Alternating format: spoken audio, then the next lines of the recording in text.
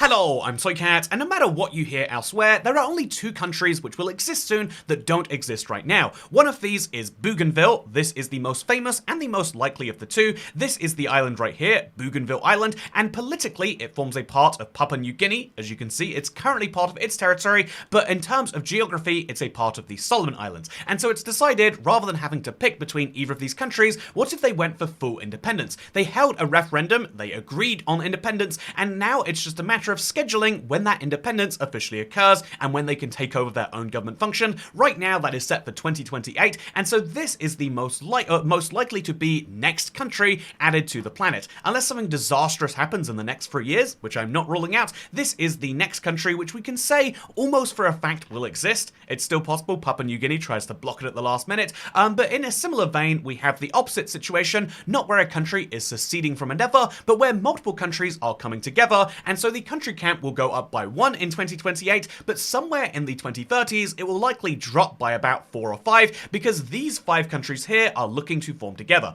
Uganda, Kenya, Rwanda, Burundi, and obviously Tanzania are coming together to create the East African Federation, and once it is formed it will be one of the most powerful African nations, and indeed one of the most populated, and every other measure, all of these countries have agreed to cede their own economic sovereignty and full sovereignty and give it to this new bloc. It's a really good idea that has been forming together, but they continuously have been missing deadlines and also keep on insisting in inviting new neighbors. So South Sudan has been invited and Dr. Congo has been invited, and given that Dr. Congo is bigger than the other 5 members combined, you can see why this starts to cause problems almost immediately. It's a grand political vision that just hasn't really been working out too well, but they likely will be the second newest country in the world. They have all expressed desire to do it. No one should be blocking it besides their own slow political processes, and so both of these countries are going to exist soon, and any other country that someone tries to claim is going to exist soon is basically them making wild speculation on the world, which is something I love to do, don't get me wrong, but we should be very clear, there are 2 countries we know will exist in the near future,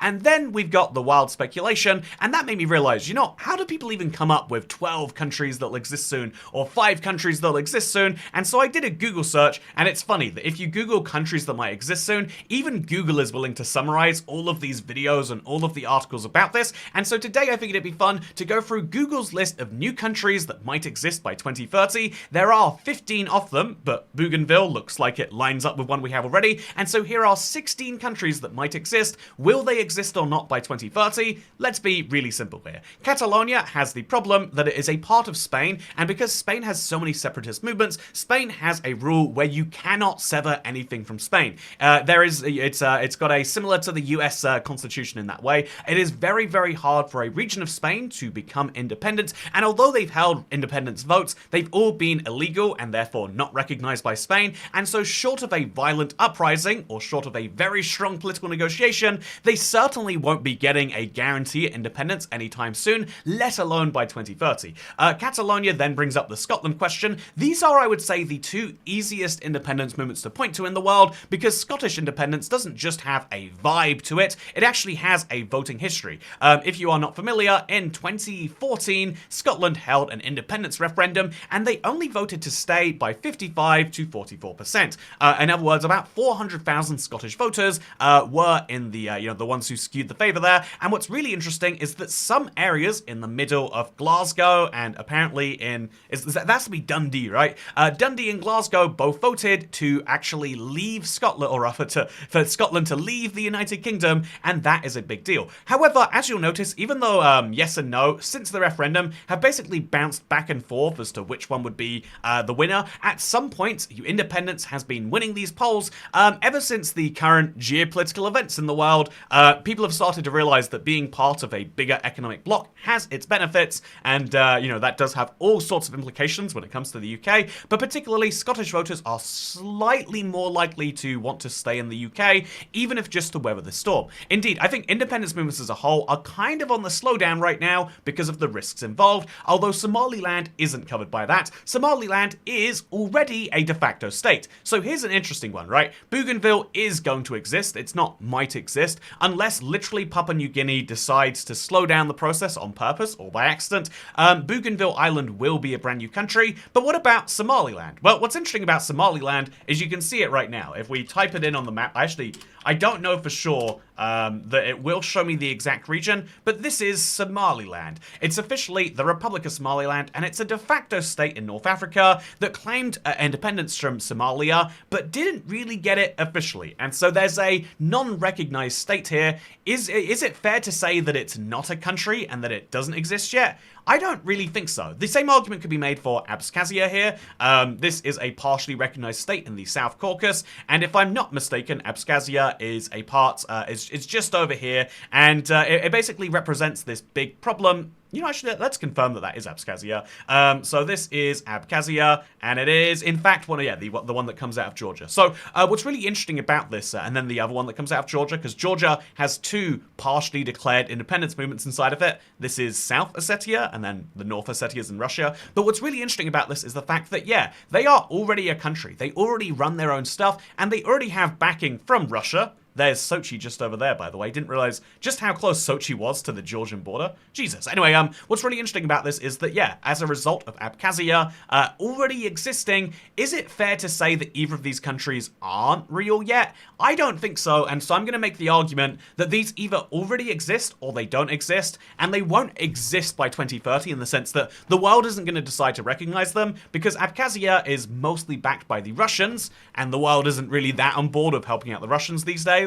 Not that the Russians really want it in this case. And Somaliland is, there's just no reason for anyone to recognize it outside of maybe Ethiopia. Ethiopia is Africa's most populous country, and they have the biggest economy. Is it Ethiopia or Nigeria? You know, let's discover that right now. Let's fact check myself live on the air. Nigeria population is 227. Okay, it's the second most populated African country, because 120, it's wild that 128 million gets you second, but you need 200 million for first. Anyway, let's come back to this. So the important thing here is that both of these countries don't really have, outside of Ethiopia maybe wanting recognition of Somaliland, no one really has interest in them being recognized, and so they won't be anytime soon. Kosovo is okay, I have no idea why this is a wild thing. Kosovo is a country or it isn't. That's already been agreed on. About 2/3 of the world agree that Kosovo seceded from Serbia and therefore is its own thing right now. However, about 1/3 of the world, notably including Spain because of its problems with independence movements, Spain says no, Kosovo did not secede, you liars. How dare you say that? And a lot of countries like Russia kind of agree with that. Serbia also does not agree that Kosovo seceded. This is still just South Serbia as far as they are concerned. Lots of fun concerns that come from that.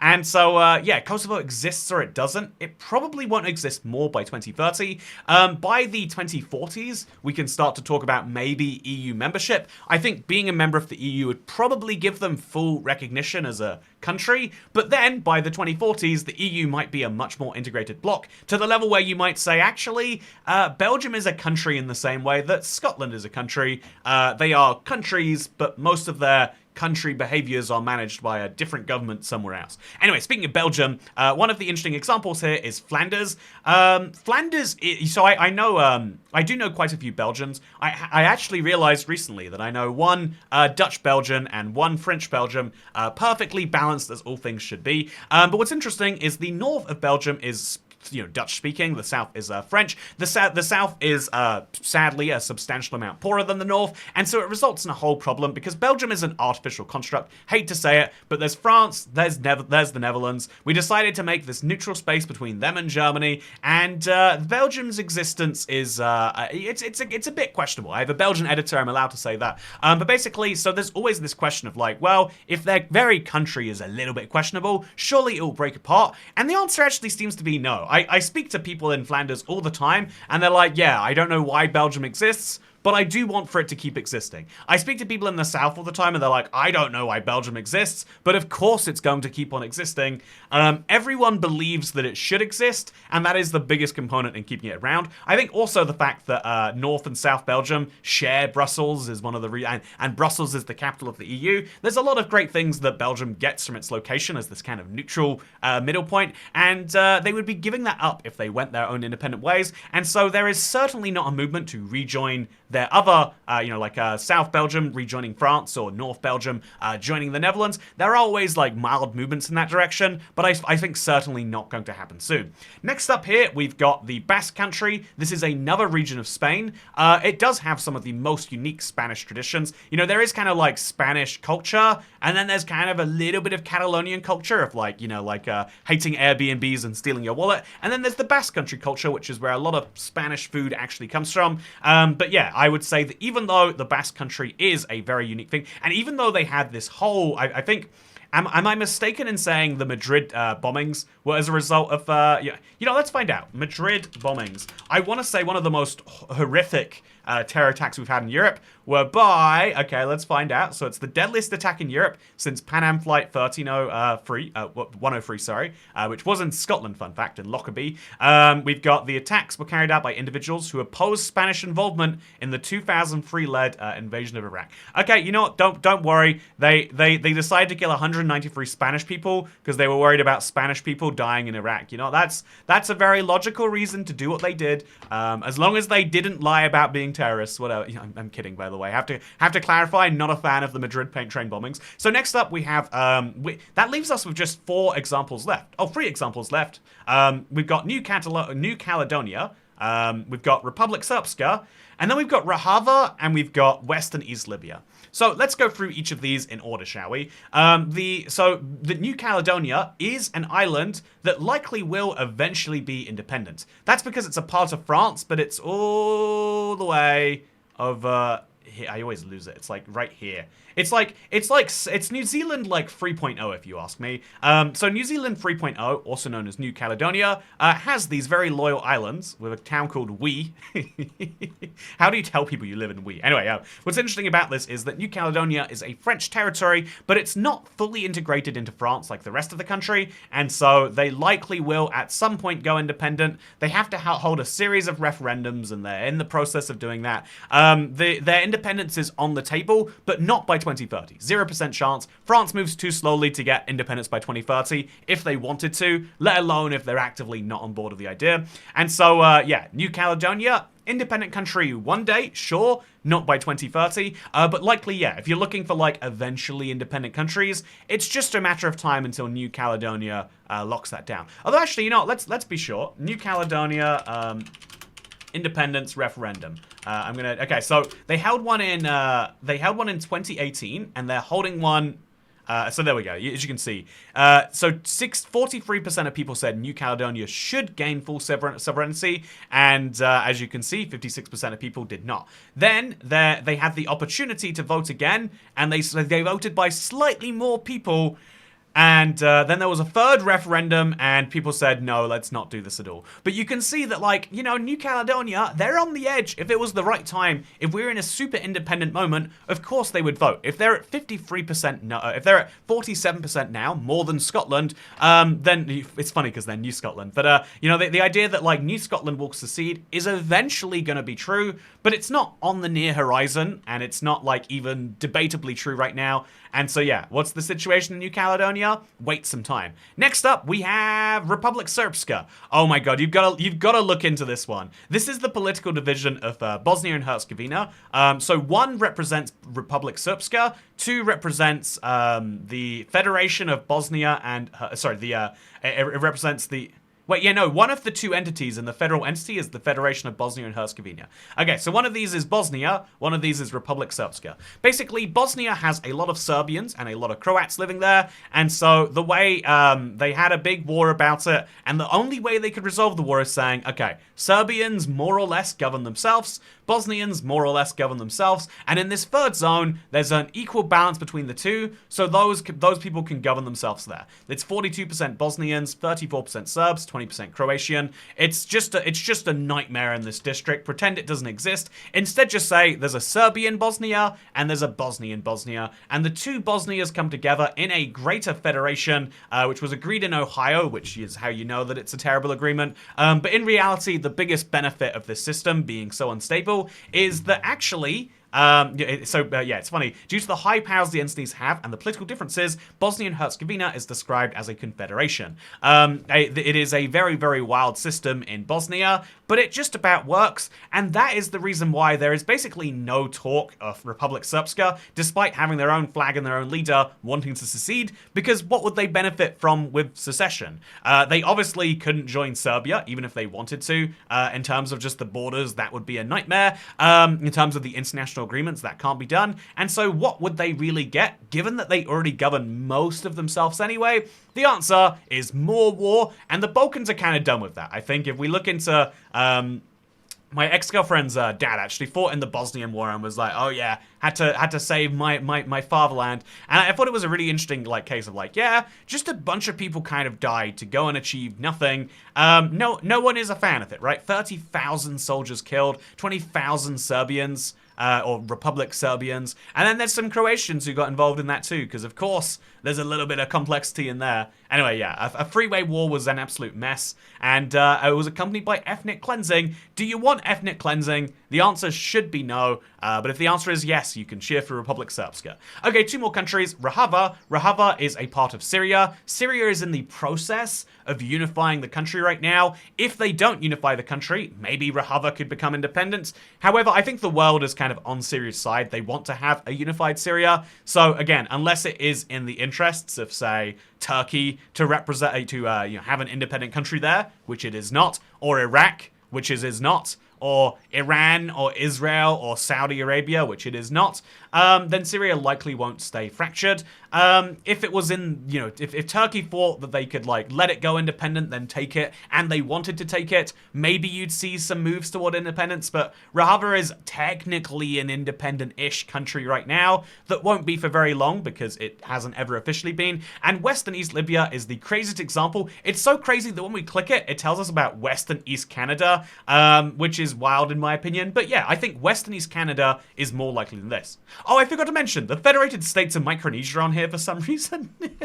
7 countries you might see soon. I would like to just give you a spoiler alert. The Federated States of Micronesia already exist before 2030, which, to be fair, is therefore accurate. Micronesia is found just over here. This is the Micronesia, also known as the Federated States of Micronesia, and in theory, Chuk, I think, is the name of the island. In theory, Chuk could go independent. It's definitely the most it's the richest of them all, but ideally it probably wouldn't happen. But honestly, I think given the size of Micronesia, would you recognize it happening anyway? Not on a legal level. Would you notice if Micronesia split in two? Anyway, I don't think it's going to happen. I think most people would agree with that. And I think the most likely one is West and East Canada. Canada does have a really fun thing going on. When we talk about Catalonia, the Basque Country, Republic Srpska, and Scotland, really we need to talk about Quebec. Quebec has the Scotland situation, where for a long time they felt their culture isn't represented in the Greater Bloc,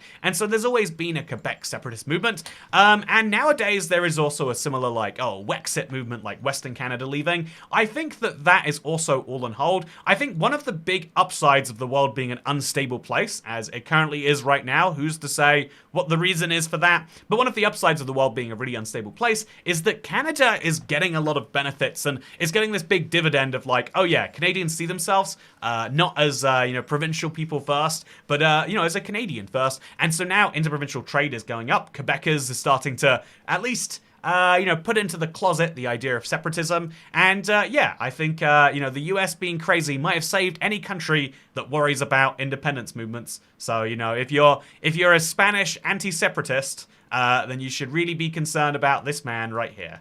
Anyway, with that said though, this has been a fun video. I hope you all enjoyed it. Can I look around the White House in Google Maps? I can. Who's that over there?